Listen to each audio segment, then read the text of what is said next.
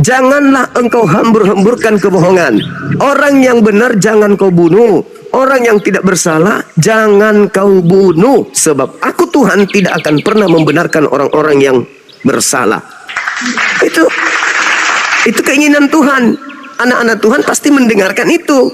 Nah, sedangkan Kristen tidak mendengarkan itu. Berarti Kristen ini anak Tuhan atau anak setan? Bohong. 72 mah ngomong udah pelepotan kalau 72. Oh, namanya olahraga, Bang. Ini saya lepaskan efeknya ya, yang asli nih. Ini 72. Nah. Ini asli tanpa efek. Silakan. Panggil Bang Zuma aja, Bang. Silakan. Soalnya saya baru ini naik, tapi ya memang senang live nonton. Tapi ke semua apologet muslim saya udah naik, tapi kayak saudara semua, karena saya nggak mau namanya menyinggung perasaan kita ini saudara gitu aja intinya. Iya, Semua betul, saya naik kok. Iya, Nandar, Rasid, semua pokoknya lah apologet muslim yang kelas-kelas atas tuh sering ngobrol-ngobrol gini kalau saya santai. Tapi saya modelnya gini, nggak mau ya. Ya sebenarnya aslinya hanya di TikTok ini yang ramai. Saya aja tinggal di Jawa Barat, segitu enaknya persahabatan kok semuanya.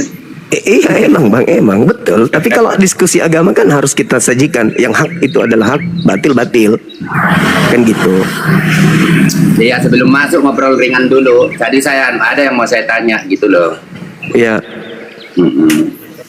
Jadi kalau tanggapan Bang Juma, kalau saya lihat kan, kalau sering di room-room itu ya boleh dibilang bukan Bang Juma aja sebenarnya sih, mau Nandar, mau Rasid, mau Ardiansah, semua mereka kayak udah banyak hafal Alkitab tuh ayat-ayatnya. Saya itu akui gitu loh. Nah yang sekarang yang mau pertanyaan tadi tentang Yesus, kayak Kristen menginginkan Yesus disalib. Kalau nggak disalib dosanya nggak ditebus. Ya kalau pikiran saya cara manusiawi, masalah menginginkan tidak menginginkan nggak ada. Manusia itu kan nggak tahu dia itu Mesias, dia kan nggak tahu, makanya dia selalu bingung semua. Yohanes saja kan selalu ngomong apa setiap ditanya orang, malah dia dikirain Mesias. Tapi kan Yohanes bilang apa, membuka tali kasutnya aja saya tidak layak gitu loh. Jadi kita memang bingung kalau nggak benar-benar kita imani Bang Juma.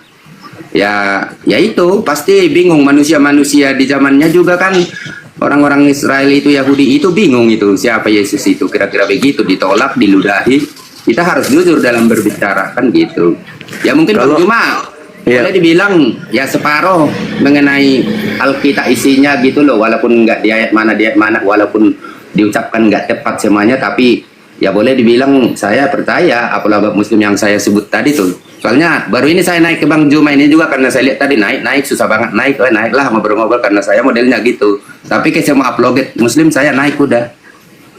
Oh iya Bang, kalau kami umat Islam melihat ya standar kami adalah Al-Quran Abang. Seperti tanggapan kemudian Al-Quran terhadap orang-orang Yahudi, terhadap orang-orang Nasrani dan orang-orang zalim yang ada di antara keduanya. Waqalatil yahudu wan nasara nahnu abnaullah. Orang-orang Yahudi, orang Nasrani mengatakan diri mereka itu adalah anak-anak Allah. Jika benar kalian adalah anak Allah, kul falima yu'azzibukum bizunubikum. Kenapa Allah menghukum kalian, mengazab kalian?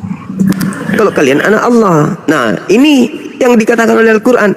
Kenapa pembuktian bahwa orang-orang Nasara dan Yahudi itu disiksa oleh Allah di dunia ini, belum ke neraka juga udah disiksa? Karena mereka kemudian mengucapkan sesuatu yang tidak sesuai dengan fakta yang seharusnya sebagai manusia. Contoh, ketika berbicara mengenai penyaliban, salib itu adalah hukuman bagi orang yang melakukan kejahatan yang sepadan dengan hukuman mati. Dan salib itu adalah hukuman bagi orang yang dikutuk oleh Tuhan berdasarkan Ulangan 21. Nah, berarti yang kalian sembah yang bernama Kristus itu adalah orang yang dikutuk oleh Tuhan. Nah, sekarang saya bertanya ke Bang Juma. Nah, yang dikutuk itu adalah orang yang bersalah. Nah, banyaklah itu ayat-ayatnya. Namanya dikutuk, disalib, disalibkan gitu orang terkutuk. Terus, kalau Bang Juma mengartikan waktu dia di penghukuman itu bersama Pilatus itu, hakimnya itu bilang tidak ada salahnya sedikit pun saya dapati. Gimana tanggapan Bang Juma tentang Yesus? Nah, justru karena itu, ketika di sidang, Bang, ketika di sidang terjadi, persidangan terjadi, keputusan Pilatus di dalam Matius 27 nomor 18, Yesus itu tidak punya kesalahan. Yesus tidak punya kesalahan, dan Yesus itu diserahkan untuk disalibkan hanya karena dengki doang. Dengki, iri, cemburu. Makanya mereka menyerahkan Yesus. Pertanyaannya sekarang, ketika mereka menggiring Yesus untuk disalibkan, pencipta langit dan bumi yang mengasihi dia mengizinkan? Tidak. Kekuatan ada, orang Roma, Yahudi, ahli kitab, mahkamah agama, imam kepala berkumpul untuk menzolimi kemudian hamba Tuhan. Kira-kira Tuhan yang mengutusnya membiarkan kagak hambanya yang suci ini tersalimi? Itu Tepatnya dia disalib bukan karena iri dengki, karena dia udah sering mengucapkan bahwa dia itu adalah anak Allah, Allah itu sendiri. Kan banyak dia menyamakan dirinya sama Allah. itu kesaksian-kesaksian. Itu kesaksian palsu.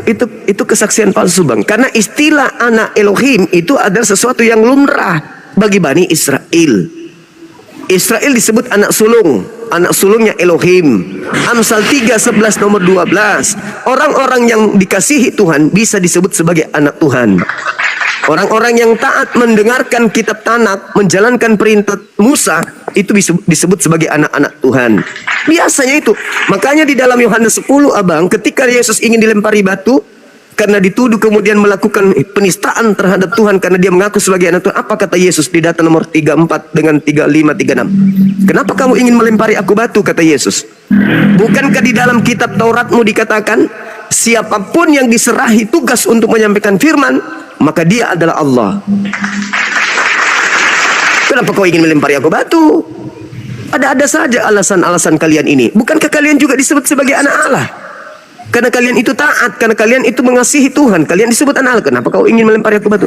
Bukan karena faktor itu, Abang, tapi faktor politik dan ekonomi. Kenapa Yesus ingin dibunuh oleh orang Yahudi? Bukan karena dia itu mengatasnamakan dirinya sama dengan Tuhan, bukan. Bukan juga karena dia mengaku Mesias, bukan. Tetapi karena kecemburuan orang-orang Yahudi kepada Yesus, karena Yesus mampu kemudian bermukjizat di tengah-tengah Bani Israel, dan semakin banyak Bani Israel yang percaya kepada dia. Dan kalau semua Bani Israel percaya pada zaman itu kepada Yesus, bahwa dia adalah Mesias, dia adalah junjungan, dia adalah Tuhan, dia adalah guru, dia adalah rabi, maka tidak ada lagi yang akan membayar upeti. Kalau tidak ada yang membayar upeti, maka bangsa mereka akan diambil alih oleh penjajah Romawi. Itu tertulis di mana, Bang?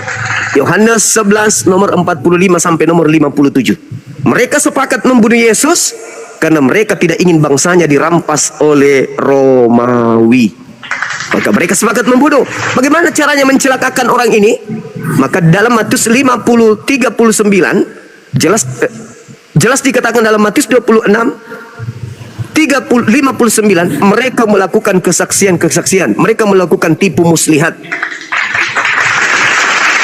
Lukas 14, mereka melakukan kesaksian-kesaksian palsu demi untuk membunuh Yesus. Itu kesaksian palsu semua tuh. Oh, dia melakukan ini, dia menistakan Tuhan, dia begini, dia mengaku begini.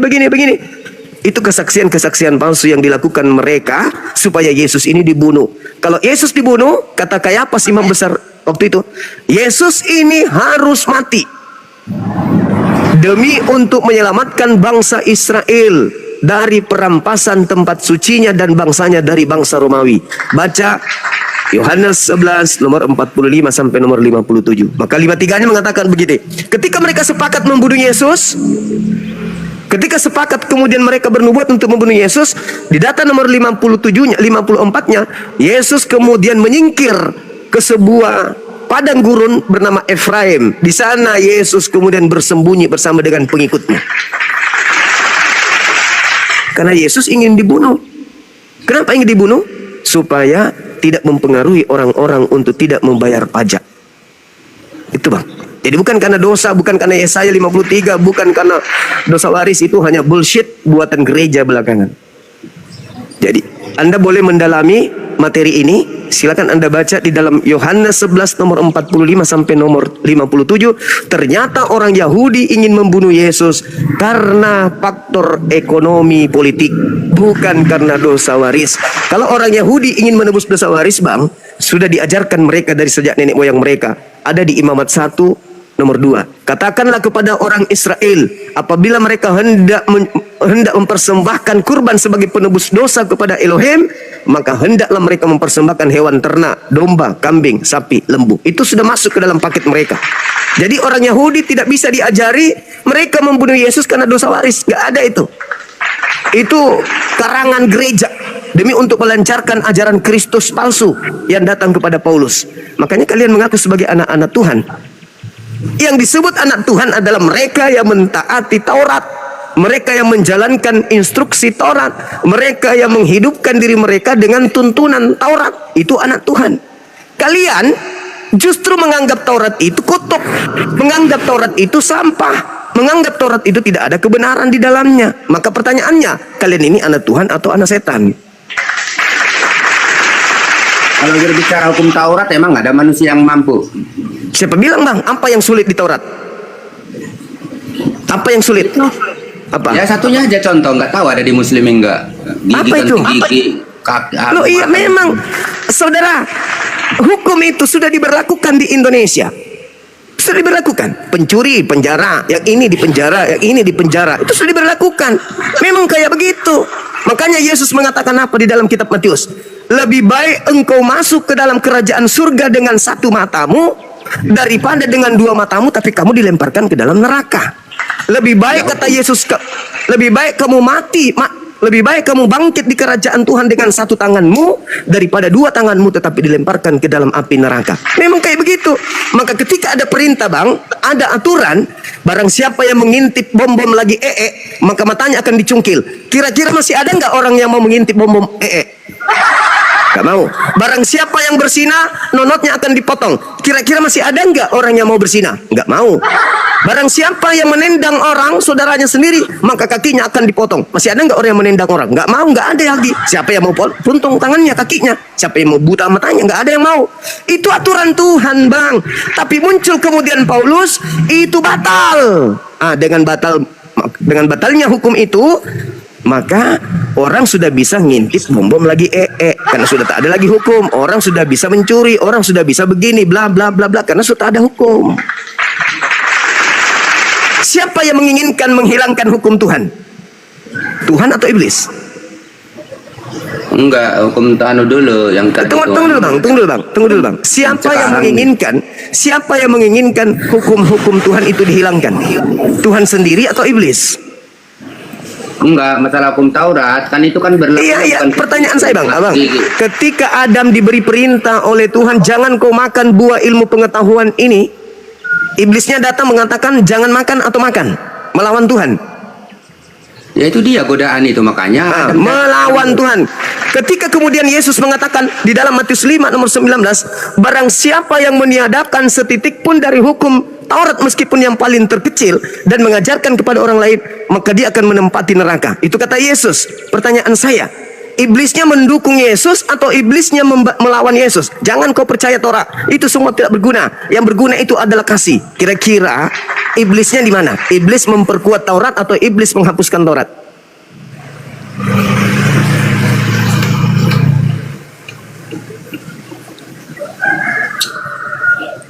Gimana? Ya itu Yesus kan yang menggenapi itu. Nah, itu maksud saya, siapa yang mengambil kitabnya Yesaya untuk melegalkan menghapus perintah Tuhan? Iblis atau Tuhan sendiri?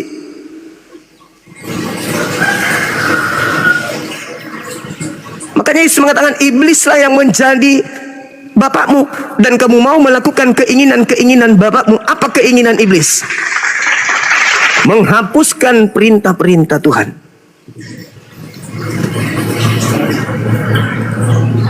Ya itu udah jelas, itu kan pengajaran sesat. Nah, pengajaran sesat. Sekarang Kristus mati untuk nembus kutuk hukum Taurat, bukan? Dan setelah itu orang Kristen bukan lagi hamba, kan? Gak boleh lagi Kristen itu menghambakan diri, kan? Karena kalian adalah anak-anak merdeka, bukan? Kalian adalah anak-anak Tuhan, maka kalian tidak lagi diikat oleh aturan-aturan Tuhan. Pertanyaan saya, Apa bedanya iblis dengan Kristen yang sama-sama tidak mau diatur oleh Tuhan? Ini biar saya dapat intisarinya itu, sebenarnya Yesus itu yang kalian ada di Al-Quran, Nabi Isa itu sebenarnya sama enggak sama Yesus? Soalnya apapun yang kita bicarakan nggak bakal ketemu. Iya. Kalau menurut Saya jawab. agama itu orangnya sama enggak itu? Saya jawab, Bang. Nabi datang di tengah-tengah Bani Israel, lahir tanpa ayah, mengajarkan hikmat Injil, dan dia diutus hanya kepada Bani Israel. Dia bukan Tuhan, dia bukan anak Tuhan, dia adalah manusia suci terkemuka di dunia dan di akhirat. Setelah dia datang, satu, ditolak.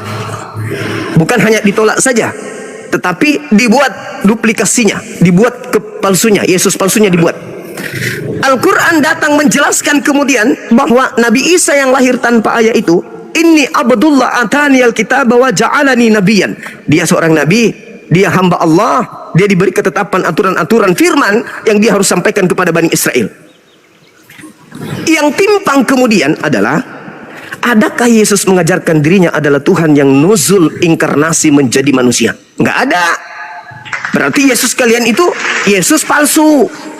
Ada enggak kemudian Yesus datang ke atas muka bumi mengajarkan kemudian untuk menghapus hukum Taurat?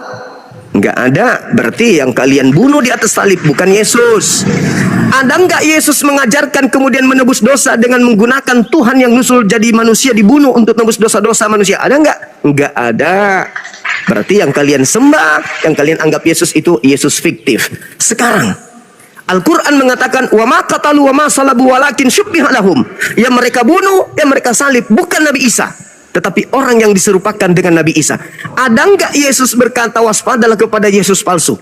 Ada. Di mana dalilnya? Lukas 21 nomor 8, Matius 24 nomor 23, nomor 24, nomor 25, 26, 27 dan seterusnya. Yang gitu dalilnya, bukan Yesus palsu, Nabi palsu. Mesias palsu. Waspadalah kepada penyesat yang datang kepadamu dengan memakai namaku. Namaku siapa? Yesus. Dan berkata akulah Kristus. Dia akan menyesatkan banyak orang. Berarti penyesat itu bernama siapa? Yesus. Gelarnya apa? Kristus. Disingkat apa? Yesus Kristus. Kristen ini pengikut siapa? Kristus Yesus. Jadi kalau Anda bertanya apakah sama Nabi Isa dengan Yesus, Al-Quran datang bukan untuk menyamanyamakan saudaraku. Al-Quran datang untuk meluruskan ajaran Nabiullah Yeshua HaMashiach yang datang di tengah-tengah Bani Israel. Kemudian dipelencengkan ajarannya, diduplikatkan namanya, dan Yesus sudah berpesan itu juga. Tapi makanya gini ditanya, dong, ya, tuduhan gimana? Bang Juma itu, tuduhan Bang Juma udah terlalu liar. Kalau Bang Juma bilang itu Yesus palsu, masa Yesus palsu bisa menghidupkan orang mati, mencelikkan mata orang buta? Bagus. Yang benar aja Bagus. sih. Saudara, sekarang ada enggak yang kayak gitu menghidupkan Lazarus sudah dikubur berapa kali? Saudara, kalau yang menghidupkan itu di dalam Al-Quran diterangkan biiznillah, biiznillah, biiznillah. Aku menghidupkan dengan izin Allah. Kami beriman Yesus membangkitkan orang mati, membuat orang buta melihat, orang lumpuh berjalan, bom susah Kami percaya itu, percaya kami. Tetapi yang kami tidak percaya adalah ketika diajarkan dia datang ke bumi sebagai jelmaan Tuhan, mati untuk tumbal dosa-dosa orang Kristen. Itu yang kami tidak percaya. Tetapi kalau dia membangkitkan orang mati, kami percaya. Karena kenapa? Dia memiliki mujizat. Yesus berkata dalam Yohanes 5 nomor 30, aku tidak dapat berbuat apa-apa dari diriku sendiri. Apa yang aku lakukan adalah apa yang diberikan oleh Bapa untuk aku lakukan dan aku kerjakan. Mujizat. Biiznillah. Nah, sedangkan Kristen mengatakan Yesus yang ini mati supaya membebaskan Kristen dari aturan-aturan Tuhan. Maka Kristen bukan lagi hamba Tuhan, tetapi anak Tuhan. Anak Tuhan yang mana? Tuhan tidak pernah mengajarkan kemudian untuk menghapuskan hukum-hukumnya. Malah Tuhan mengatakan begini. Contoh, ini salah satu contoh saja. Di dalam Kejadian 17 nomor 14. Barang siapa yang tidak bersunat nonotnya, maka bunuhlah, karena dia membatalkan perjanjian kekalku. Nah, sekarang orang Kristen ini tidak bersunat, mau disebut sebagai anak-anak Tuhan? Nyambung nggak? Ya tidak mungkin nyambung lah. Maka satu-satunya Bapak yang kalian jadikan bapak itu hanya sibilisisis. Karena hanya iblis yang selalu saja merecoki firman Tuhan. Tuhan mengatakan, ajarkan kepada anak-anakmu pada saat dia duduk, pada saat dia baring, pada saat dia berjalan. Coba Anda baca di dalam Yohanes, dalam Ulangan 6. Jadi gini Bang Juma, dan Bang seterusnya. Juma itu, Bang Juma nggak jujur, hanya menulis liar lagi. separoh. Jadi gini, tentang sunat pasti saya tahu, pasti Juma tahu itu hanya tradisi di Yahudi. Oh, itu Kalau perintah kita- Tuhan, itu perintah Iya. Tuhan yang dijalankan secara turun-temurun sehingga menjadi sebuah kebiasaan, tradisi. Tapi dasarnya adalah perintah Tuhan. Sekarang umat Muslim datang dia ke 6 atau ke 7. Terus sunatnya itu dari mana? Itu kan dia Perintahnya Al-Quran, surah An-Nahl ayat 123. perintah Al-Quran atau perintah Allah. Perintah Allah. Ikutilah ajaran Brit Millah Abraham. Ikutilah ajaran perjanjian sunnat Abraham. Coba Anda baca. Millah Abraham itu, millah itu artinya Mana apa? itu tertulis ada sunat? Itu kan hanya ikuti. Millah itu artinya dalam bahasa Ibrani apa? Iya, tapi nggak ada di situ kan tertulis. Sunnat. Itu sunnat artinya. Makanya di dalam tradisi Yahudi yang disebut Brit Millah itu artinya perjanjian sunnat. Sedangkan kami disuruh mengikuti millah, sunnatnya Abraham. Al-Quran surah An-Nahl ayat 123. Nggak bisa dibantah. Nah sekarang siapa yang kalian ikuti tidak bersunat? Iblis bersunat nggak? Nggak. Kucing? Tapi secara eksplisit Babi? nggak ada kan di Al-Quran masalah sunat hanya Mila Ibrahim baik kan nggak ada yang tertulis. Mila langsung. Ibrahim itu bang, perintahnya ikutilah, kemudian Mila Ibrahim artinya apa? Ikutilah sunat Ibrahim. Kok susah bang ya? Mila itu sunat bang, jangan dipelintir. Mila itu artinya sunat dalam bahasa Ibrani. Mila Berarti Abraham, Brit Awalnya Mila Muslim artinya disunat ngikutin Mila Ibrahim gitu. perintah Allah kan? Nah, Sudah jelas terus tuh. di surat apa itu? Sama di umur berapa? Berarti awalnya disunat itu Nabi Muhammad turun ke umat Muslim gitu. Saudara, orang-orang Arab itu keturunan Nabi Ismail. Orang kedua setelah Nabi Ibrahim bersunat itu Nabi Ismail, bukan Ishak. Orang kedua itu adalah kakeknya Nabi Muhammad bersunat, Nabi Ismail. Makanya ada dua bangsa di atas muka bumi ini yang bersunat secara turun-temurun sejak Nabi Ibrahim alaihissalam. Siapa? Bangsa Yahudi, bangsa Arab. Mereka tak ada perintah lagi, tapi sudah menjadi tradisi budaya mendarah daging dari nenek moyang mereka. Setiap mereka lahir pasti sunat. Makanya ketika Nabi Muhammad datang, saudara-saudara mereka, sahabat-sahabat beliau ketika masuk Islam tidak ada yang disunat. Kenapa? Karena memang sebelum Al-Quran diwahyukan, mereka secara turun-temurun dari sejak nenek moyang mereka, Nabi Ibrahim, sudah sunat semua.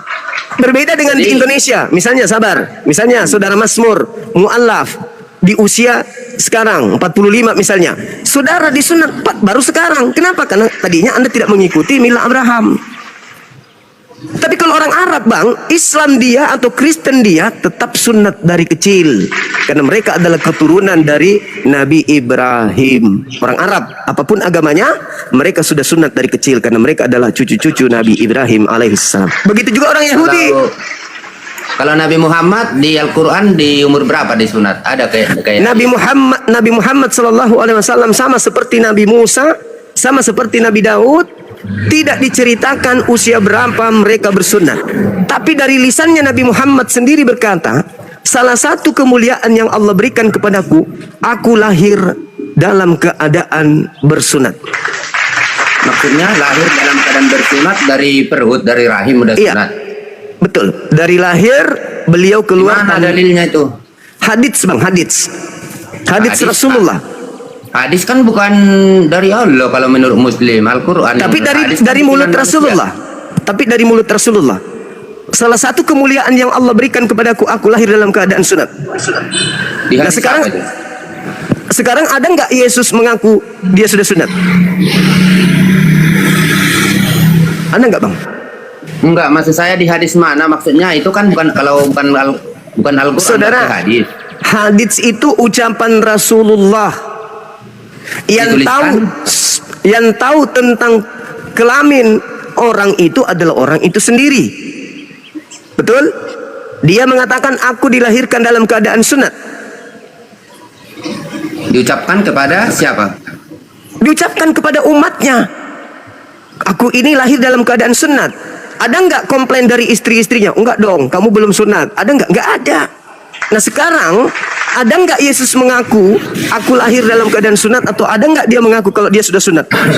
Enggak, ntar dulu. Ini lagi saya jadi bingung. Gini loh, saya Kok kan Anda bingung? sering bilang, sering Anda naik bingung ke pula? room gitu. Enggak, karena Anda bingung? pendapat yang lain katanya pernah saya naik ke room muslim itu bukan kayak gitu, di kita nama kakeknya. Oh, pada saat itu Nabi Muhammad kakeknya melakukan syukuran, mengundang tetangga-tetangganya, sahabat-sahabat muslim muslimah untuk merayakan kelahiran cucunya dan prosesi sunat. Prosesi sunat yang dimaksud di sini adalah tradisi sunat yang mana di situ tidak ada sunat. Kenapa? Karena cucunya sudah sunat. Tapi pesta untuk merayakan itu tetap saja diadakan. Itu maksudnya. Itu satu. Enggak, itu kan perkataan Bang Juma yang saya sebutkan. Saya sering naik katanya di kita nama kakeknya, bukan masalah syukuran gitu loh. Jadi kita kan Syukuran itu adalah syukuran beliau, kakeknya mengundang orang-orang untuk hadir merayakan syukuran atas lahirnya cucunya sekalian prosesi sunat. Akan tetapi Nabi Muhammad tidak disunat seperti anak yang lain karena dia sudah disunat sejak dari rahim ibunya. Kenapa Anda pertanyakan itu? Pernah Iya, nggak Anda pernah nggak Anda lihat sabar? Pernah tidak Anda lihat orang lahir tangannya cuma dua gini? Pernah? Pernah nggak Anda lihat orang lahir cuma segini matanya? Pernah nggak orang Anda lihat lahir tidak ada kaki, tidak ada jari-jari, bahkan tidak ada pusar ke bawah? Pernah nggak? Pernah. Apa susahnya bagi pencipta langit dan bumi? Orang lahir sudah tak ada kulup. Itu sulit bagi Anda. ya nggak ada yang menginginkan lahir kaki satu, lahir mata cacat. Itu kan namanya cacat Bang Juma. Cacat itu namanya cacat. Yang disebut jadi Juma kalau itu orang cacat. lahir tanpa kulup itu cacat. Bukan itu yang saya bilang tadi kan Juma bilang. Artinya begini saudara, artinya Anda harus membuka diri, membuka otak Anda.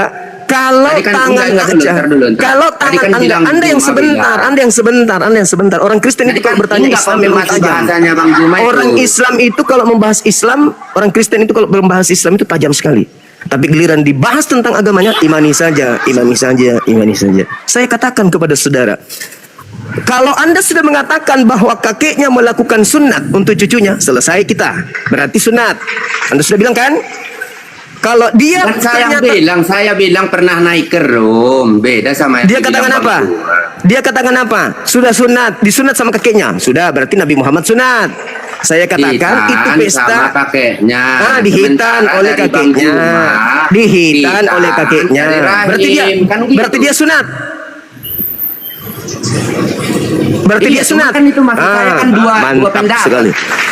Tidak ada Enggak, dua enggak. pendapat. Bang Juma, Tidak Bang ada Juma, dua pendapat. perkataan- Tidak ada dua pendapat. perkataan- Sekarang saya tanya balik, saudara. Sekarang Enggak, saya tanya gini balik. dulu.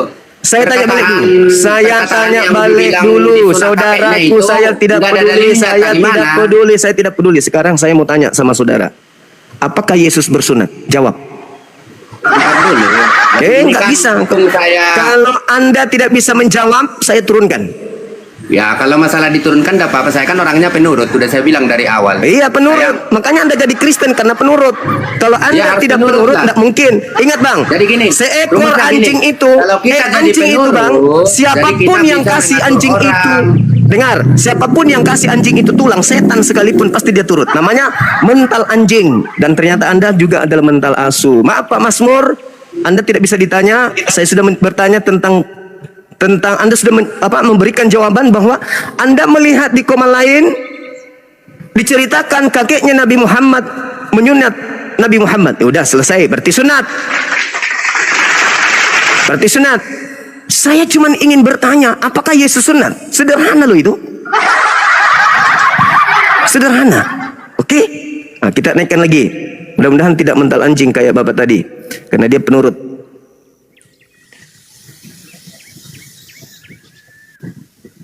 Udah dijelaskan bukan? Bukan salah saya sudah jelaskan. Dan dia nambah lagi. Ternyata di tempat lain dijelaskan Nabi Muhammad disunat sama kakeknya. Alhamdulillah berarti sudah disunat.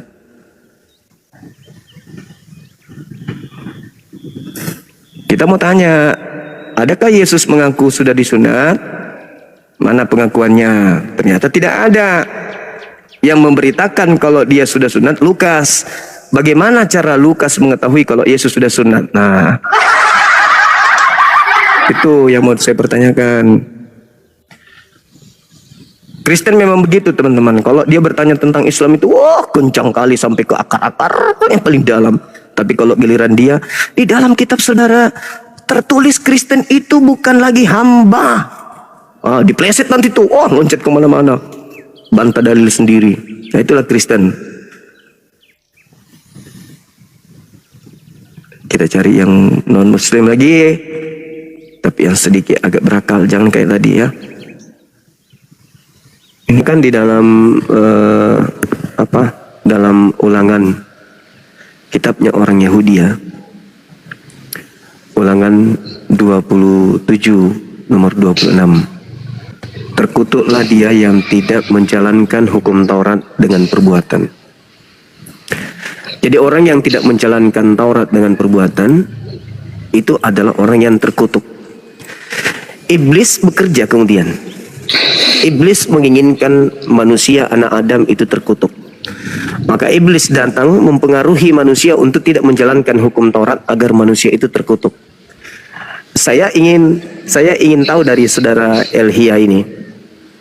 Paulus ini dapat ilmu dari mana di dalam surah Galatia 5 membebaskan orang Kristen dari kuk penghambaan, dan di dalam Galatia 4 nomor 7 orang Kristen ini bukan lagi hamba Tuhan tetapi anak Tuhan. Pertanyaan saya, Tuhan mana yang menginginkan manusia untuk tidak mengikuti aturan-aturannya, sedangkan Tuhan yang betul mengutuk orang yang tidak menjalankan hukum Taurat, sedangkan Paulus melalui dari Kristus yang datang kepadanya justru menghilangkan hukum Taurat. Maka muncul pertanyaan, kalian ini anak Tuhan atau anak setan? Itu pertanyaan saya. Karena kalau anak Tuhan itu, sabar bang, sabar. Di dalam pengajaran Yesus di Yohanes 8 nomor 37, Yesusnya berkata, aku tahu engkau itu adalah anak-anak Abraham, tetapi kamu berusaha untuk membunuh aku karena engkau tidak memperoleh firmanku di dalam dirimu. Paulus juga mendoktrin di dalam Galatia 3 Galatia 3 nomor 29 bahwa orang-orang Kristen juga ini adalah anak-anak Abraham. Bagaimana ceritanya orang Kristen ini anak Abraham? Dari mana? Apakah ini bukan tipuan? Tak ada hubungannya Abraham dengan orang Kristen, kok disebut oleh Paulus untuk mengenakkan kuping orang Kristen bahwa orang Kristen ini adalah anak Abraham. Pertanyaan saya bang, pertanyaan saya, dibuka aja deh kameranya deh. Pertanyaan saya, ini Anda sebagai anak Tuhan atau anak iblis? Karena hanya iblis yang tidak mau menghambakan diri kepada Tuhan. Ada dua yang tidak menghambakan diri kepada Tuhan, Kristen dan juga adalah iblis. Coba, di mana Anda bisa memberikan saya pengajaran saudara bahwa anak-anak Tuhan itu adalah anak-anak yang dimerdekakan untuk tidak lagi menjalankan firman Tuhan? Silakan. Ya, itu Pak, kita nantikan dulu ya, dulu itu yang tadi saya dulu bilang tadi nama itu dulu kita melihat dari apa arti Filipi pasal 2 ayat 9 ini ya, dalam segala nama ya. Karena itu Allah akan meninggalkan nama Yesus di atas segala nama lainnya. Jadi soal nama itu tidak terpengaruh Pak ya, tidak terpengaruh. Jadi mau dibilang dia hamba, mau dibilang Tuhan Yesus itu sama dalam segala nama, sudah terterang di situ Pak ya. Dari apa arti itulah harus kita pahami dulu. Apa arti Filipi pasal 2 ayat 9 itu? Arti nama berarti segala nama bisa, kan begitu kan Pak? Itu sudah jelas. Ya. Yang Bapak Jumat tadi katakan itu, coba ulang dulu, saya belum menangkap tadi. Iya, orang yang tidak menjalankan firman Tuhan adalah orang yang dikutuk oleh Tuhan. Tapi sekarang terbalik, orang yang tidak menjalankan firman Tuhan justru disebut sebagai anak Tuhan. Kristen tidak menghambakan diri. Di Galatia Pak, Galatia 4 nomor 7, kalian bukan lagi hamba, tapi kalian adalah anak, sebab kamu adalah pewaris. Sedangkan Tuhan di dalam kitabnya orang Yahudi mengutuk orang yang tidak menghambakan diri kepada dirinya. Ulangan 27 nomor 26, terkutuklah orang yang tidak menjalankan hukum Taurat dengan perbuatan. Sedangkan Paulus mengajarkan orang Kristen untuk tidak lagi menghambakan diri, tidak lagi mau diatur tentang aturan-aturan Tuhan, tidak lagi tunduk kepada firman Tuhan yang adalah hukum Taurat. Bagaimana mungkin orang yang dikutuk ini bisa jadi anak Tuhan? Setahu saya yang dikutuk itu anak setan, Pak. Ayo. Iya, menurut Bapak kan gitu kan. Menurut Mari firman kita- yang ada di dalam kitab saudara, bukan Iya. saya. Silakan. Iyalah, oke. Saya kita kasihkan paparan di sini dia adalah dia berkata di sini Yohanes 15 ayat 13 sampai 17 ini ya Pak. Dia berkata di sini yang Bapak sampaikan itu dari 13 yang kita bahas ya dulu ya Pak. Gini, tidak ada kasih yang lebih besar daripada kasih seorang yang memberikan nyawanya untuk sahabat-sahabatnya. Kamu adalah sahabatku jikalau kamu berbuat apa yang telah kuperintahkan kepadamu. Aku tidak menyebut kamu lagi hamba, ya, sebab hamba tidak tahu apa yang telah diperbuat oleh tuannya. Tetapi aku menyebut kamu sahabat karena aku telah memberitahukan kepadamu segala sesuatu yang telah kudengar dari Bapakku. Ya, ayat 16-nya, bukan kamu memilih aku, bukan saya yang memilih Tuhan itu lagi, ya. Bukan saya yang memilih Tuhan itu lagi, ya, tetapi dialah memilih kita. Tetapi akulah yang memilih kamu, dan aku telah menetapkan kamu supaya kamu pergi dan menghasilkan buah, ya, menghasilkan buah, dan buahmu itu tetap supaya apa yang kamu minta dari Bapa atas namaku diberikannya kepadamu. Inilah perintahku kepadamu, kasihilah seorang akan yang lain. Inilah dia hasilnya. Bukan dalam arti dia itu lagi bukan hanya karena dia bukan lagi menyebut hamba atau dia sudah menjadi anak Tuhan. Jadi bagi yang tidak menuruti taatan Tuhan itu, pekerjaan-pekerjaan Tuhan itu, itulah dia orang-orang yang tidak percaya, yang tidak menghasilkan buah, Pak. Gitu.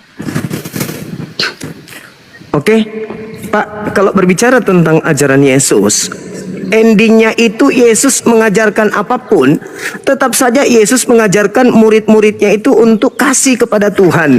Kasih kepada Tuhan itu adalah mentaati firman Tuhan, bukan melanggar firman Tuhan yang disebut kasih. Kasih itu mentaati. Kasih itu mentaati, intim kepada Tuhan dengan cara menjalankan segala perintah Tuhan. Sedangkan yang ada di ajaran Paulus, Kristen pengikutnya digiring untuk tidak lagi menghambakan diri kepada Tuhan. Coba Anda baca Galatia 4 nomor 7 itu. Sekarang kalian ini bukan lagi hamba, kalian ini adalah anak. Kalau Anda membacakan tadi yang Anda sebutkan di dalam Yohanes itu, bahwa seorang yang kasih akan memberikan nyawanya kemudian kepada sahabat-sahabatnya, memang betul. Makanya di dalam Matius 16, Pak, Matius 16 itu kalau Anda lihat di dalam pengajaran Yesus, dia itu rela mati, Yesus itu. Ketika kemudian Ketika kemudian Petrus mencegah dia, apa katanya? Enyahlah iblis.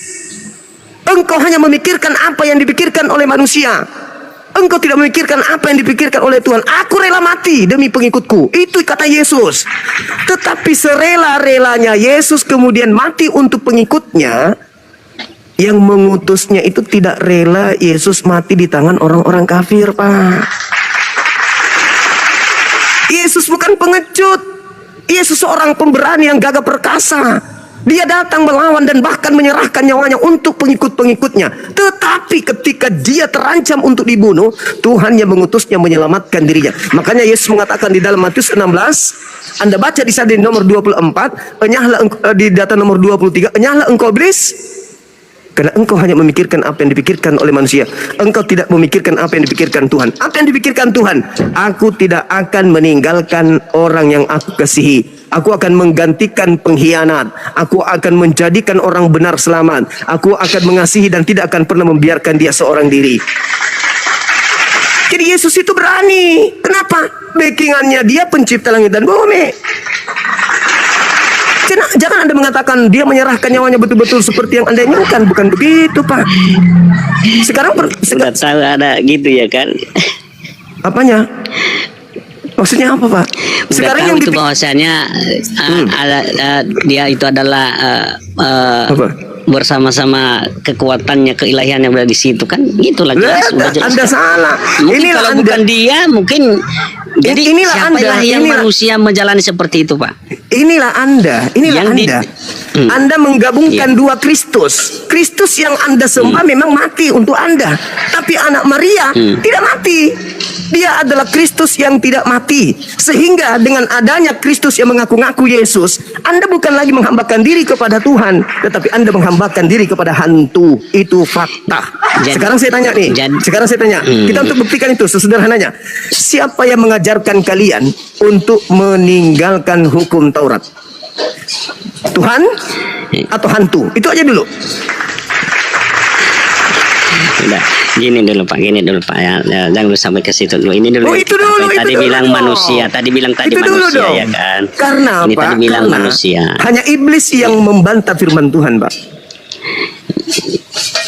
Ya justru Sekarang itu, makanya tidak Ya. percaya kita Nah, itu sama iblis. Sekarang kalau Anda tidak percaya kepada iblis, siapa yang membebaskan Anda dari menghambakan diri kepada Tuhan? Yesus. Hah, di mana Yesus mengajarkan untuk membebaskan pengikutnya menghambakan diri? Itu ya. Iya, silakan. Memang Pak Cuma ini memang kalau dalam isi Alkitab memang jago, tapi dalam kitabnya sendiri tidak bisa disampaikan. dengan Jangan detailnya. menangis, Pak. Jangan ke sana dulu. Jangan menangis. Itulah yang harus Jangan kita menangis, Pak, jangan. perjuangkan, Jangan nangis. supaya itu harus kita cerdas memberikan kepada orang banyak. Gitu, Pak, jangan nangis, caranya, Pak. Jangan Kalau nangis. Ini Ya, bukan pertanyaan nangis, saya loh. Pak, bukan nangis. Anda memfitnah Yesus Karena- kalau Yesus membebaskan pengikutnya untuk menghambakan diri kepada Tuhan. Yang Anda maksud Yesus itu iblis yang membebaskan manusia dari perintah Tuhan. Itu iblis yang datang kepada Paulus. Karena hanya iblis yang menginginkan manusia tidak taat kepada Tuhan. Hanya iblis, Pak. Pura-pura ngaku Yesus. Itu makanya tadi kita bilang Pak, itu kan iblis ingin menguasai Yesus itu menjadi dia yang berkuasa, padahal nggak bisa dikuasai. Ya, Nggak bisa. Yesus yang lebih berkuasa, Nah, baik di atas sekarang- langit maupun di bawah Oke. langit, maupun orang mati Baik. maupun yang hidup, kan gitu Oke, Pak. baik. Saya kembalikan ucapan Anda ini yang terakhir. Lalu siapa yang menerima kuasa setelah dia keluar dari kubur? Kepada aku telah diberi kuasa. Itu siapa? Ayo, jujur. Iya, kepada dirinya. Dirinya itu dalam Tadi satu apa? Anda Semua mengatakan, dari saudara, dirinya. Tadi Anda mengatakan Yesus tidak menerima kuasa karena dia adalah sang penguasa itu sendiri. Pertanyaan saya, lalu siapa yang keluar dari kubur? Kepadaku telah diberi kuasa. Itu siapa, Bang? Iya, itu Iya kepada apa? dirinya Iya apa? sendiri, itu kuasanya. Dia yang berkuasa. Tadi kan sudah saya bilang. Anda mengatakan dia tidak menerima sudah kuasa. menjadi manusia.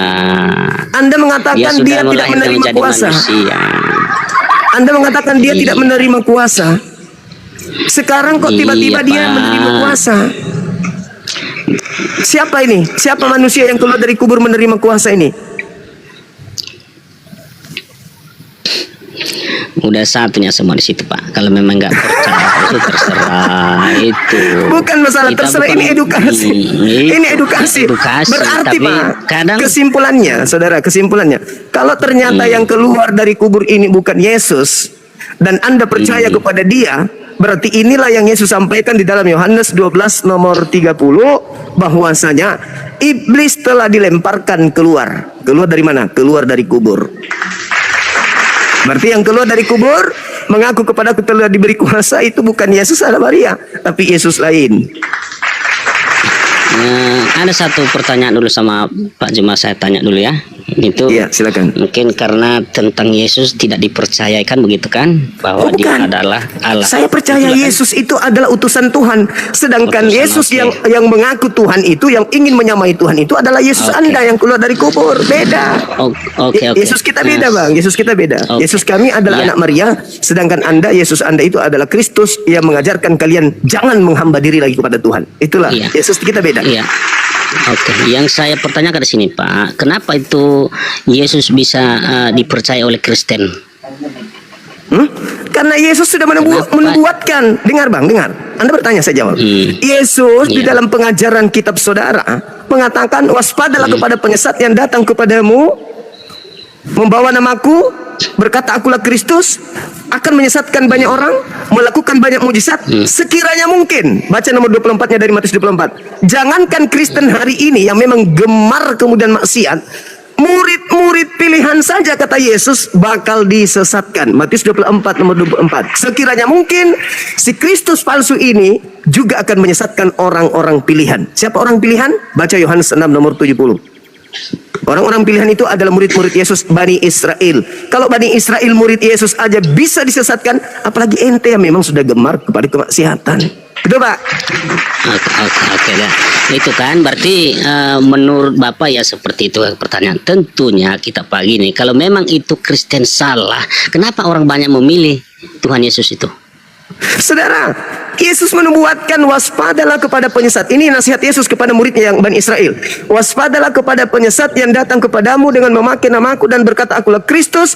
Mereka akan menyesatkan banyak orang. Iya. Berarti Kenapa maksud enggak? Bapak orang yang berarti yang mengikuti Yesus ini berarti orang bodoh lah gitu semua ya? Orang yang disesatkan oleh Kristus palsu. Orang orang yang disesatkan gitulah ya. Siapa yang mau Betul orang sekali. disesatkan? Ya orang Siapa yang Kristen mau lah. orang disesatkan coba? Orang Kristen, mari saya buktikan. Oh gitu.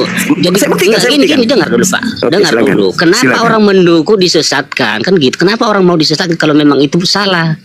Saudara, makanya saya bilang, mari saya buktikan. Ketika Yesus berkata di dalam Matius 24, jika ada orang berkata ada Mesias di gurun, ada Mesias di bilik, apa perintah Yesus? Jangan percaya. Pertanyaan saya nih, ketika Paulus datang mengaku bertemu dengan Kristus di gurun, perintah Yesusnya percaya atau jangan percaya, Pak? Bagaimana? Nah, itu kan. Lihatlah Pak, lihat. Anda jawab sendiri, lihat keadaan Bapak ini. Iya, Lihat. apa? Ketika Yesus berkata, apabila ada orang berkata Mesias ada di sini, Mesias ada di sana, jangan kamu percaya. Camkanlah, aku telah mengatakannya kepadamu terlebih dahulu. Jika ada orang berkata ada Kristus di padang gurun, ada Kristus dalam bilik rahasia, jangan kamu percaya. Itu nasihat Yesus kepada Bani Israel. Nah, tahun 50 Paulus mengaku bertemu dengan Kristus di padang gurun. Perintah Yesus kepada muridnya, percaya atau jangan percaya? Ketika Paulus mengaku bertemu dengan Kristus, perintah Yesusnya percaya atau jangan percaya? Percaya? Nah, itu tengoklah. Dari pernyataan jawabannya. Bang Juma ini kata, Inilah dari pernyataan Bang jawabannya. Juma itu, Tepuk tangan teman-teman. dari pernyataan Bang Juma bilang Mesias ada di sini, ada di sini. Ini jawabannya, Itu ini jawabannya. jangan kalau dari makna dari perkataan ada Mesias di sana, ada Mesias di sini. Dari makna itu apa tujuan? Coba. Yesus mengatakan jangan kamu percaya. Kenapa Anda mengatakan percaya? Ayo. Iya, dari makna itu hasil yang kita Bukan ambil dari makna, situ bukan apa? dari makna. Yesus yang Jadi mengajarkan apa? percaya. Percaya atau jangan percaya? Tunggu dulu. Maknanya kita ambil. Kok Yesus tidak menjelaskan itu? Yesus mengatakan Ya ada percaya. jawabannya. Makna Oh, itu itu yang harus nanti, kita ambil. saudara, Nanti jawaban kapan? Anda itu, saudara, jawaban kapan? Anda itu, jawaban Anda Iya, iya, itu oke. Anda Ya, simpan. terpaksa. Nanti setelah ketemu Yesus baru Anda jelaskan. Kenapa saya percaya? Iya. Nah, nanti kau Itu tanya aja. sama Yesus. Ketika Yesus Iya. mengatakan, kenapa kamu percaya? Enyahlah daripadaku. Kalian semua adalah pembuat kejahatan. Baru Anda jelaskan. Oh, saya percaya karena ajaran Paulus itu enak. Kami tidak menghambakan diri lagi kepada Tuhan. Kami bebas. Makan apapun boleh. Minum apapun boleh. Mau ngapain aja boleh. Kami bukan lagi hamba. Kami adalah anak. Katakan itu kepada Yesus nanti kalau udah ketemu. Karena Yesus jelas Iya. mengatakan, jadi apabila ada orang berkata ada Mesias di sini, ada Mesias di sana, jangan kamu percaya. Ketika Paulus datang mengaku bertemu dengan Kristus di padang gurun, nasihat Yesusnya nih, percaya atau jangan percaya? Ya percaya apa yang telah disampaikan oleh Paulus karena dia rasul. Oke teman-teman, Kita sudah lihat. Jadi dari makna Dia apa bertanya, yang telah dia disampaikan oleh Paulus itu, dia bertanya, itu yang kenapa kita kami ambil, sesat? Gitu. Dia bertanya, Itu kenapa arti, Kristen itu sesat? tujuan, gitu. Bang Saudara, Tuma. kenapa Yesus melarang orang percaya kalau ada orang mengaku bertemu dengan Kristus di gurun? Apa alasan Yesus? Supaya orang itu tidak disesatkan atau orang itu disesatkan kalau dia percaya? Begini Bang Cuma, mana yang kita pilih dalam perkataan ini, teori atau praktek? Yesusnya mengatakan percaya atau Iya. jangan percaya. Anda sudah melawan Yesus Iya. kan? Inilah saudara-saudara Maksudku, bukti bahwa Yesus itu teori memang yang ada dua. harus dipercaya atau praktek? Yesus yang asli mengatakan jangan percaya, tapi Yesus yang palsu menggiring mereka untuk percaya. Itu bukti bahwa Kristus itu ada dua, sekaligus bukti bahwa Kristen ini bukan anak-anak Tuhan, tetapi anak-anak hantu. Iya Pak Cuma. Makanya saya bilang, teori yang kita ambilkah atau praktek atau fakta? Perintah Yesusnya apa? Teorinya apa? Teorinya jangan percaya, itu teori. Praktek di lapangan justru Anda percaya. Ya justru Teori dan itu praktek. mana yang terbaik. Oh. Jangan kan Oh, kita gitu. perbandingkan yang salah jangan kita ambil, yang benar kita ambil, kan gitu. Sekarang Yesusnya perintahkan percaya atau jangan percaya? Mana yang baik itu yang kita ambil, mana yang tidak baik itu kita buang. Itu namanya praktek. Kalau teori aja kita harusnya bodo amat. Anda yang disembah Kristen bukan Yesus, karena Anda lebih tinggi daripada Yesus. Yesus mengatakan jangan percaya, tetapi Anda mengatakan oh tidak, harus kita ambil yang mana yang baik, yang mana yang tidak baik. Anda lah yang harusnya dituhankan Iya, oleh Kristen, kan- bukan Yesus. Iya, kan itu yang tadi kita bilang. Kalau memang itu pelajaran itu salah, berarti ya ngapain diikutin orang. Tapi kalau itu benar ya pasti diikutin lah. Makanya kita bilang tadi, siapa yang banyak mengikuti yang kebenaran itu, siapa yang disesatkan gitunya. Ini yang benar udah jelas seluruh dunia mengakui Yesus adalah penyelamat. Tapi Abang cuma tidak percaya. Kan gitu. Buktinya praktek di lapangan yang benar. Lebih banyak memilih Kristen karena kebenaran, keselamatan. Coba siapa di dunia ini yang lebih memilih yang tidak baik, siapa? Oke, baik. Oke. Anggaplah kebohongan Anda ini betul atau ketololan Anda ini benar. Sekarang tolong Iya, nggak buktikan apa-apa. kepada saya. Memang nggak apa-apa, saya bicara sesuai dengan yang fakta, Pak. Saya bukan pembohong. Iya, terus Jadi aja. pertanyaan saya, saudara, kalau bukan Kristen yang banyak yang disesatkan oleh Kristus palsu ini, lalu siapa? Siapa orang banyak yang telah disesatkan oleh Kristus palsu kalau bukan Kristen? Jawab. Orang yang percaya memilih apa yang telah disampaikan Paulus dengan kebenaran. Yang salah itu dibuang, gitu Bang Cuma. Saudara, aduh, Anda lupa bawa otak kayaknya naik ke sini. Iya, biar terserah. Yesus berkata, penyesat yang mengaku bernama Yesus Kristus itu akan menyesatkan banyak orang. Dan Anda membantah ajaran Yesus sehingga Anda mengatakan Kristen banyak. Kristen itu banyak. Orang percaya kepada Kristus itu juru selamat banyak. Oke, anggaplah ketololan ini adalah sebuah keniscayaan untuk menjadi benar. Pertanyaan saya, kalau bukan Kristen yang banyak ini yang disesatkan oleh Kristus palsu tersebut, lalu mana kelompok banyak yang disesatkan oleh Kristus palsu ini? Kalau bukan Kristen. Jadi buktikan Bang Cuma, mana yang di luar Kristen itu yang membuktikan kebenaran itu. Iya, bukan.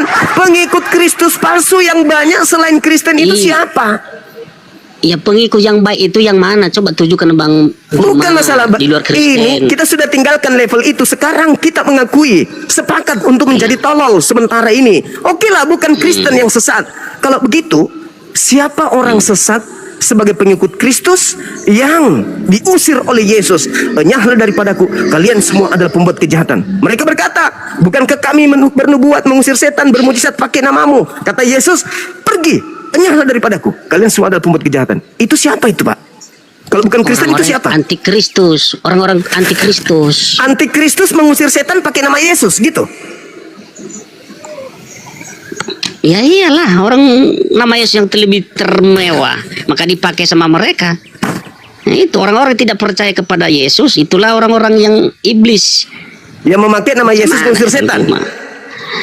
Ya itu, orang-orang Coba iblis. siapa? Siapa salah satunya? Maksudnya siapa? Apakah tokoh Islam, apakah tokoh Hindu atau Buddha atau ateis? Ya mengusir setan tanya tapi aku. dia antikristus. Lah, Katanya Loh, loh, Agustus. loh, loh. Bang Juma katanya itu ya tidak disebut nama golongan. saya Itu mau kan tanya dulu. sebagian orang antikristus. Saya mau tanya, Enggak percaya. pendidikan Anda di Kristen ini apa?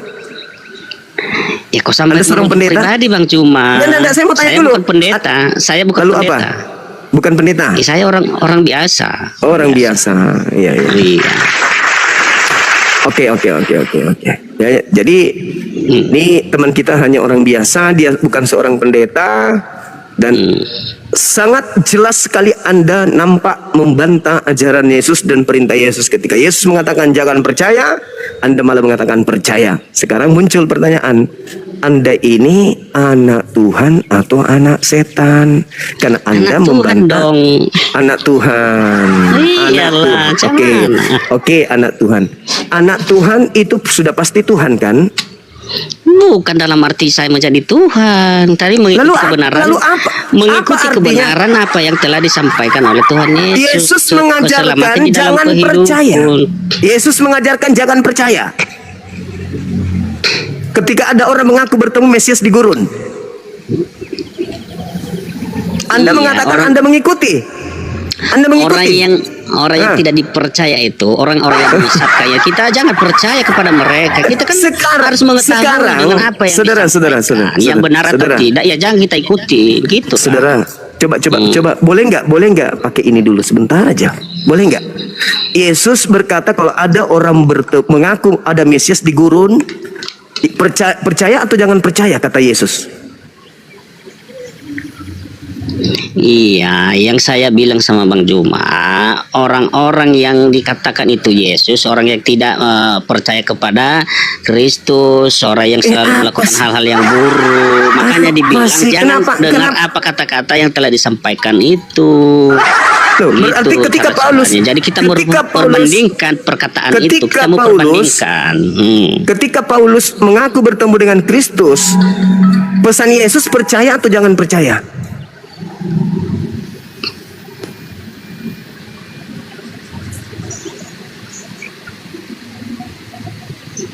Iya, kenapa mati? Boleh istirahat bang? Istirahat dulu bang, istirahat. Oh iya, boleh. Iya, istirahat dulu. Oke, sip. Ya. Oke. Kita naikkan. Oke. Selamat Ya, ya, selamat terima Bang Juma, sehat-sehat selalu. Tuhan Siap, memberkati. amin. Oke. Makasih saudara. Kita naikkan saudara kita yang lain, Kristen yang lain.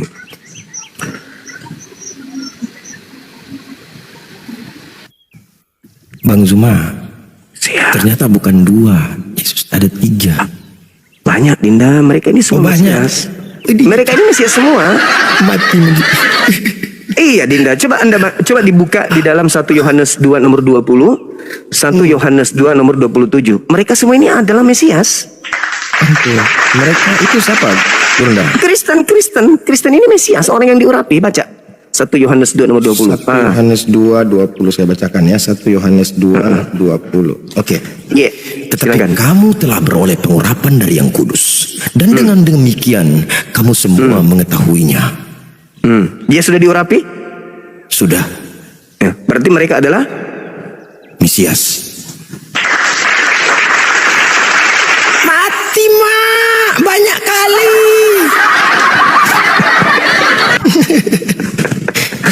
Baca nomor 27-nya juga tuh. Nomor 27 mereka mengaku. Kita teruskan ya. Iya.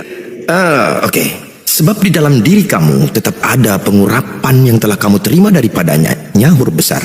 Karena itu tidak perlu kamu diajar oleh orang lain, tetapi sebagaimana pengurapannya mengajar kamu tentang segala sesuatu, dan pengajarannya itu benar, tidak dusta, dan sebagaimana ia dahulu telah mengajar kamu, demikianlah hendaknya kamu tetap tinggal di dalam Dia.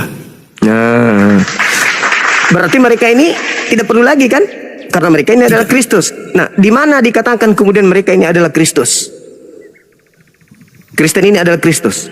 Di Galatia 3 nomor 26. Coba dibuka. Kita ke sana, Galatia 3:26. Iya. Sebab kamu semua adalah, saya ulangi, sebab kamu semua adalah anak-anak Allah, karena iman di dalam Yesus Kristus. Kristus. Amin. 27.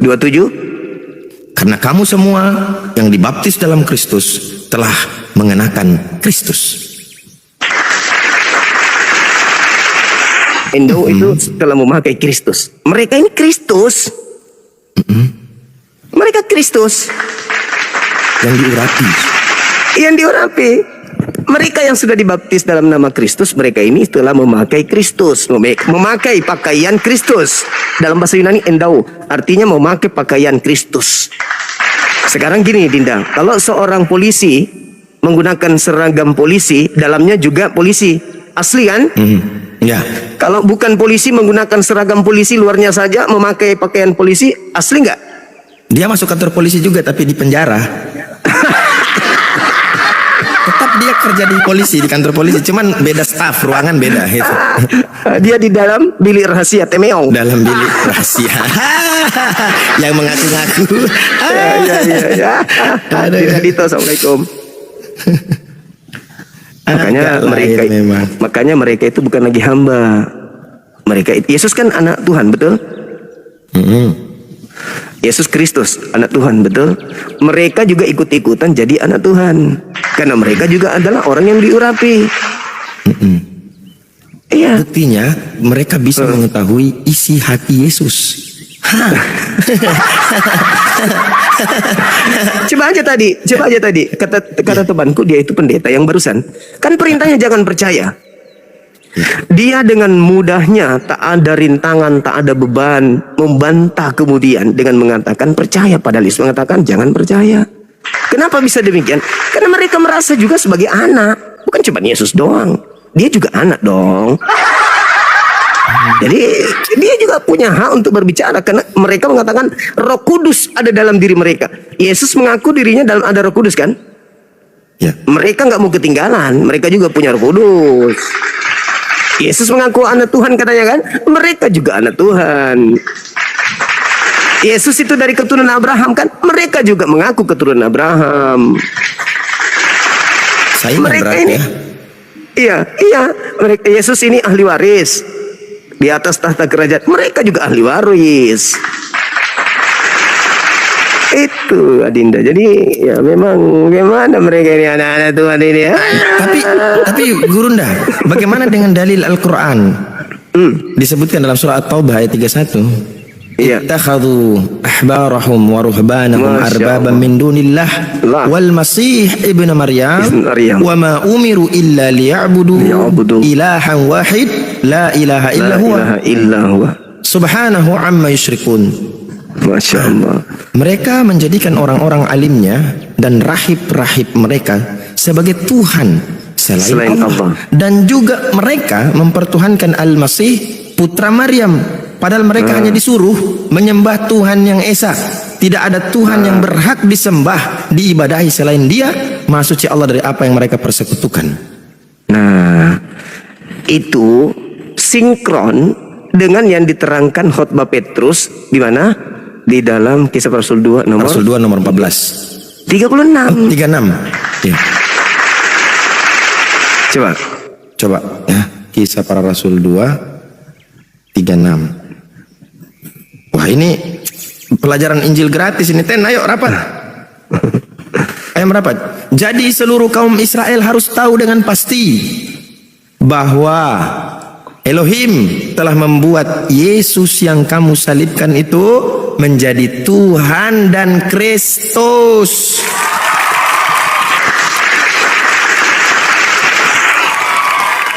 Itulah yang diterangkan di dalam Al-Quran, Dinda, dalam surah As-Saf. Dalam Al-Araf ayat 27. Ayat 27 dan ayat 30. Itu yang diterangkan oleh Al-Quran. Aku Allah menjadikan iblis sebagai Tuhan bagi orang-orang yang tidak beriman. Jadi saking kesalnya Tuhan ini, saking kesalnya Tuhan, maka yang kau salibkan itu aku jadikan dia sebagai sembahanmu. Aku jadikan dia sebagai pimpinanmu. Inna ja'alna syayatin awliya'a lilladzina la yu'minun. Nah, itu. Iya. Iya kan? Nah, ya, sesungguhnya Allah telah menjadikan setan-setan itu sebagai penolong bagi orang-orang yang tidak beriman. Apa takarannya? Ada 2 takarannya. Yang pertama, Matius 12, tanda Yunus. Angkatan jahat ini minta satu tanda dan tidak akan diberikan satu tanda kecuali tanda Yunus. Sebab Yunus 3 hari 3 malam dalam perut ikan, demikian juga anak manusia 3 hari 3 malam dalam perut bumi. Itu tanda siapa? Tanda untuk angkatan Jahat. jahat. Yang kedua, yang tadi itu. Kisah Para Rasul 2 nomor 36. Endingnya di mana? Endingnya di angka nomor 40. Ya. Coba 40-nya coba Dan dengan banyak perkataan lain lagi, ia memberi suatu kesaksian yang sungguh-sungguh, dan ia mengecam dan menasihati mereka, katanya, berilah dirimu diselamatkan dari angkatan yang jahat ini. Jadi angkatan jahat itu adalah mereka yang diberikan, yang dia salib itu sebagai sembahan. Maka tinggalkan itu, cepat tinggalkan. Sebelum kamu masuk dalam kelompok tersebut, berilah dirimu untuk diselamatkan. Jangan kau ikut di angkatan jahat. Karena angkatan jahat ini diberikan tanda. Tanda bagi mereka adalah bangkitnya oknum anak manusia keluar dari perut bumi pada hari ketiga. Itu adalah tanda untuk angkatan jahat. Makanya Tadi coba tadi data Araf berapa tadi? 27 sama 27. berapa? 30 dia. 30. Oke. Iya. Nah, Lanjut. Apalagi coba dilihat di Kisah Para Rasul 2 yang tadi itu nomor 31, 32 dengan 33. Oke. Apa yang dinubuatkan oleh Daud? Oke, saya bacakan. Karena itu, ia telah melihat ke depan dan telah berbicara tentang kebangkitan Mesias. Ketika ia mengatakan bahwa dia tidak ditinggalkan di dalam dunia orang mati dan bahwa dagingnya tidak mengalami kebinasaan.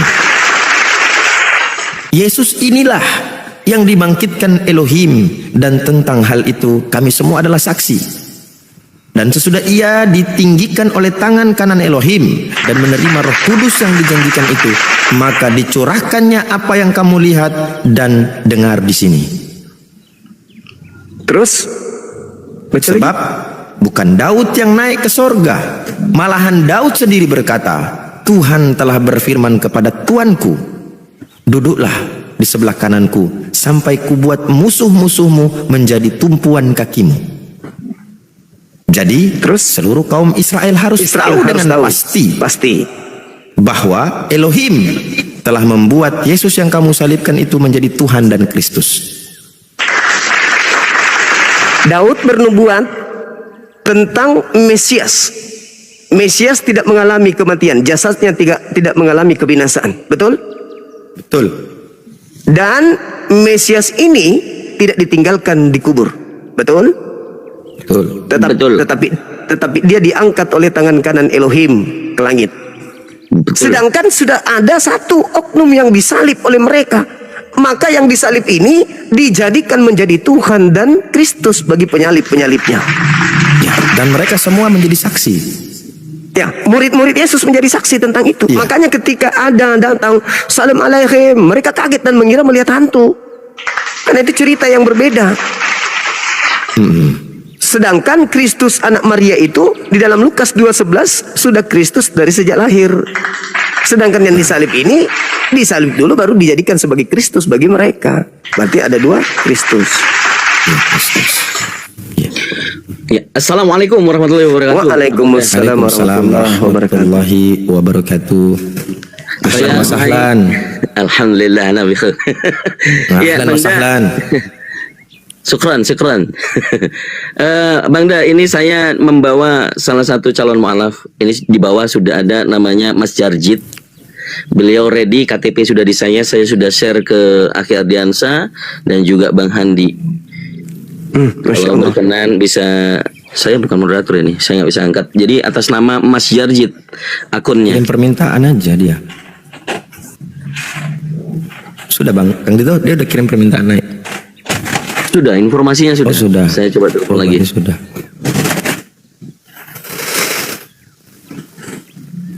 Beliau dari Kalbar kalau nggak salah. Tiap hari ya kita lihat orang mu'alaf ya kan? Sampai protes mereka itu. Bang Zuma tahan dong. Kami tidak ada mainan lagi. Kalau semua mu'alaf, kami main apa? Tapi nggak apa-apa, Kristen itu gitu ya, mati satu tumbuh 100. Satu mu'alaf, 100 tumbuh Kristen. Nah 100 itu nanti mu'alaf lagi. Sampai pada akhir zaman tadi Islam menjadi banyak. Ini yang disebut oleh Rasulullah. Betul. Masya Allah. Main kelereng. Iya, saya ngeri ya baca tadi yang Bang Zuma sampaikan itu ya. Saya cuma baca itu di 14-nya 2236. Duduklah di Yang sebelah mau mu'alaf kananku sampai ku buat musuh-musuhmu menjadi tumpuan kaki. Silakan dek. Ini sedang saya telepon, katanya Ba'da Asyar. Oh. Tadi sudah naik permintaan, ada pergumulan dulu dengan calon mempelai perempuan begitu Bang. Iya. Kompor dan korek api ada di keranjang pojok kiri bawah. Apapun yang saudara butuhkan bisa lewat toko kami. Terima kasih bagi yang sudah berbelanja.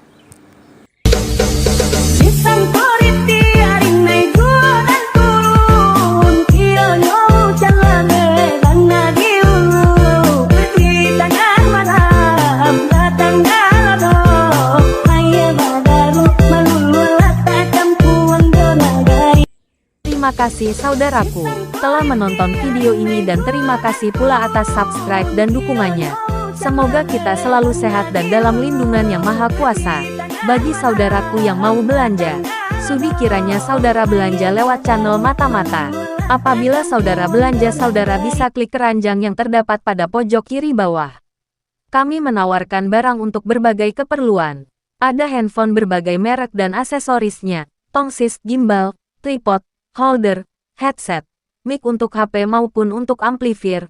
Untuk keperluan rumah ada televisi, radio, power amplifier, mic untuk HP dan karaoke, setobox, setrika, korden, bantal guling, spring bed, kasur, taplak, meja, mesin pembersih lantai, meja kurs, meja rias, skincare, parfum, bedak, pakaian wanita, hem, sweater, baju lengan pendek, jaket, kaos, mukena, jilbab, pakaian syari, batik, tasbih, sajadah, lemari pakaian, lampu meja belajar, seragam sekolah, sepatu, topi, songkok, sal, tikar, ambal, keset, kemoceng, kipas angin berbagai tipe dan merek, AC, pendingin ruangan, kulkas, freezer, oven, mesin cuci, magic jar, panci, ember, tas belanja, wajan, berbagai toples, teflon, blender, rak piring, lemari dapur, buffet, blender, panci presto, gelas, piring sendok,